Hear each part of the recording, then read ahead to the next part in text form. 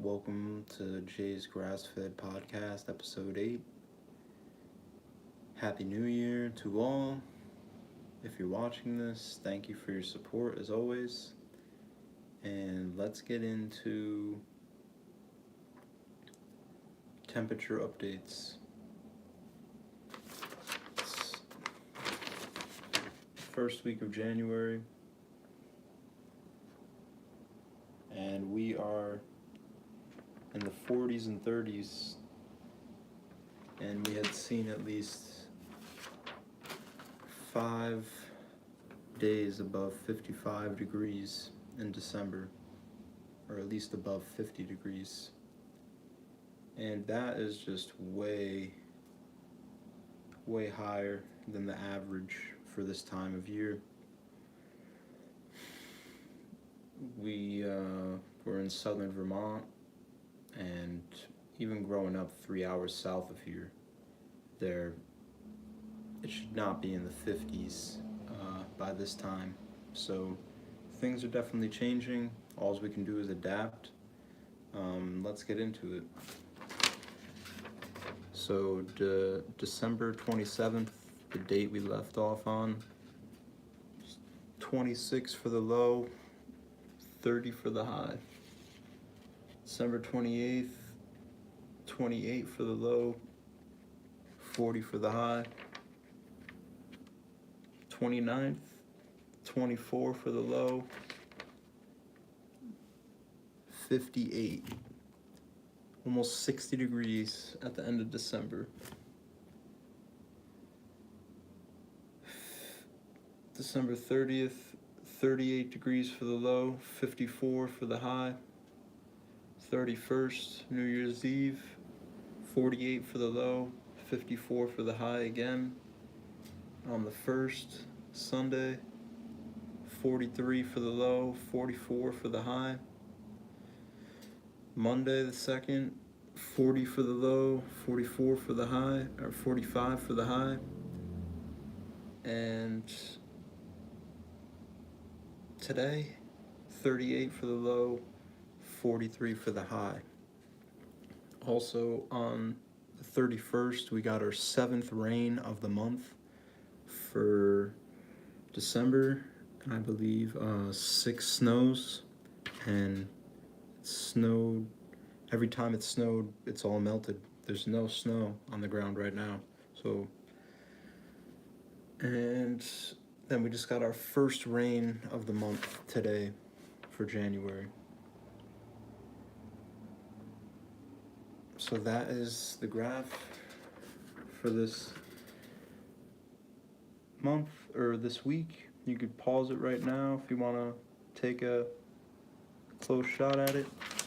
And moving on. So, like I said, living in New England my whole life, definitely should not be in the 40s.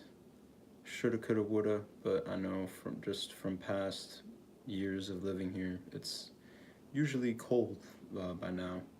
And actually, if you look back to here on January of last year, so exactly 1 year ago, 2 days ago, it was 50 degrees.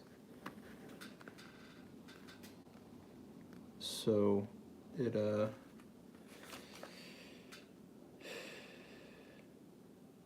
but then it dropped down to 13 on the 3rd. And by the 15th, it was -5. And by the 22nd, it was -7. And that was our coldest day of the year last year, was -7. So I should be expecting a dip, right? But just don't know what's going to happen. The short day onions are coming in the mail from Kentucky, so I'm going to be planting those. The 2-layer low tunnel ground should still be unfrozen, and hopefully have short day onions, full bulb onions by May for the market. just getting the market dates set up. Gonna be signing up for the Arlington Farmers Market soon.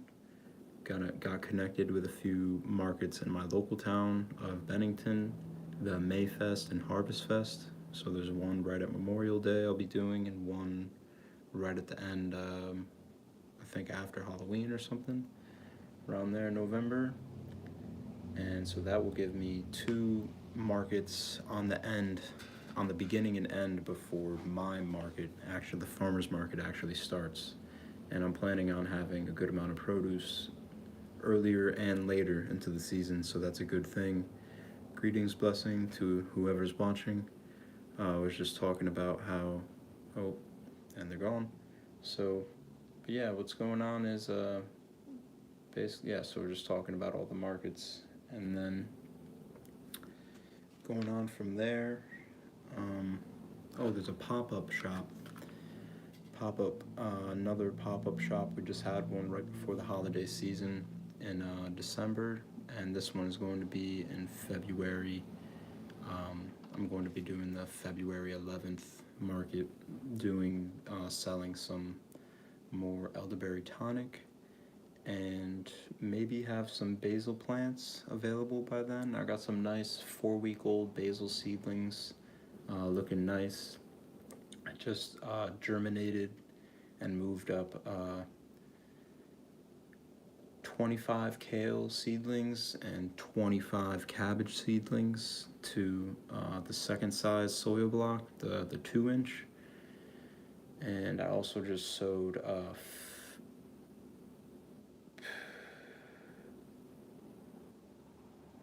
close to like could be like 400 onions, long day onions, in some soil blocks. So hopefully those germinate in 2 weeks. They're last year's seed, but they were saved in a mason jar, so I might have a little bit of bad germination on those. Hopefully not too bad. So yeah, we'll have the short day onions, the early potatoes in May, and then something I was also thinking about doing at the pop-up shop in February is offering a like a deposit. Maybe not even like the person puts down money. Maybe we do it that way. I still have to come up with the pricing of exactly what it's going to be. But maybe you could just put your name down on a piece of paper, and you could still back out at the end if you want to. But basically, you put down a deposit on Jay's spring plant package, which will include 1 or 2 varieties of Jerusalem artichoke, which is a edible tuber that the natives used to plant, and also known as a sunchoke. And you cook it just like a potato. Just tried some last night. It's pretty earthy, but it's good. I'm sure there's a better way to cook it. I just steamed it and put some spices on it, some coconut oil. Probably should have just tried it without the coconut oil first. So the 2 varieties of Jerusalem artichoke, I was able to harvest those last night or yesterday, because the ground is thawed, and I've talked about it in some previous videos how I'm moving the Jerusalem artichokes from where they were this past season to a new row, and just planting like 1 pound, I mean, they're like you get back literally like 5 to 10 times the amount that you planted. It's quite insane. I planted 6 tubers of one of the varieties, and I got back like 20 pounds.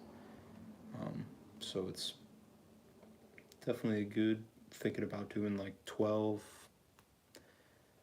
to 14 bucks for like 6 tubers, and then you would get a black raspberry plant, bare root black raspberry. That would just be, it's dormant right now, and you would get it in the springtime along with the Jerusalem artichokes and whatever else is in the package.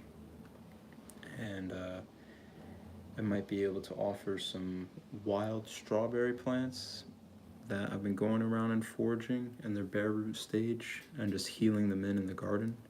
And I'm trying to propagate those. I am propagating those, so I'll be able to offer them in more numbers and keep multiplying these good alpine varieties that are native to this land. And also some dormant elderberry cuttings. So you'd get a package of like 6 or so, 6 to 10 elderberry cuttings, some Jerusalem artichoke tubers, also known as sunchokes, a black raspberry plant, and possibly some bare root strawberry plants. And like I said, I haven't came up with exact pricing, but I'll come up with pricing. You could just put your name down, and I have enough for about, I definitely have enough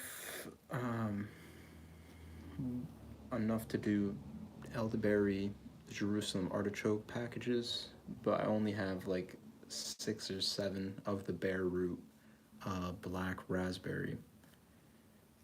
But those are kind of like an invasive around here, so, or non-native, I guess you could say, but they also do have an invasive, not an invasive way of growing, I guess it's a good way to say it. But they do produce a nice black raspberry in the spring.